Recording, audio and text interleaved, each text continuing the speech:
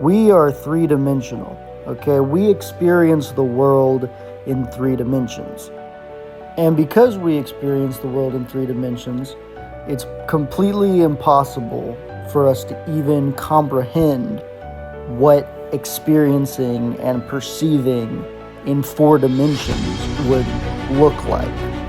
But to better understand the concept and the relationship between the fourth dimensional beings and us, 3 dimensional beings, we can kind of think about our relationship with a 2 dimensional creature, which as far as I know doesn't actually exist, but we do have cartoons. And here's a cartoon that I just drew right here. And this is kind of a 2 dimensional creature. He's not actually alive right now, but if there was a living 2 dimensional creature, it would kind of be like this guy.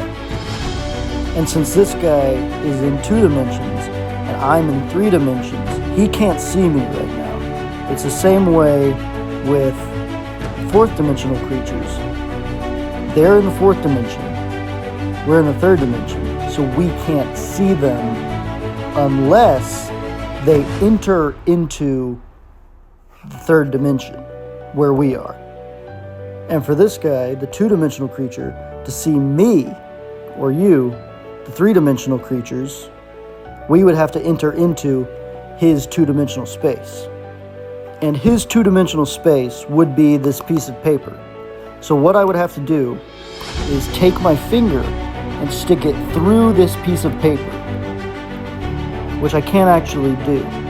But if I did, what he would perceive is 2 dimensional slices of my finger as it passes through the paper. So he might see a slice like this of my finger, and then out here would be the skin, and then all the muscle and the blood, and a bone, the finger bone in the middle of it.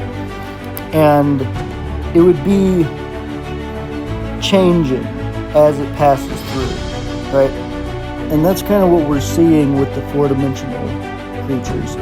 But what's interesting about them is that they've also figured out how to replicate a 3-dimensional being. You know, you'll see a lot of them with 2 arms, 2 legs, and a head. They're kind of humanoid, right? And what that is basically the same thing as if I did this and I made another cartoon guy and I made him say hi to this guy, right? Obviously, I would make him look like this guy, right? Because I would want to make something that makes sense to the 2-dimensional guy so that he doesn't freak out.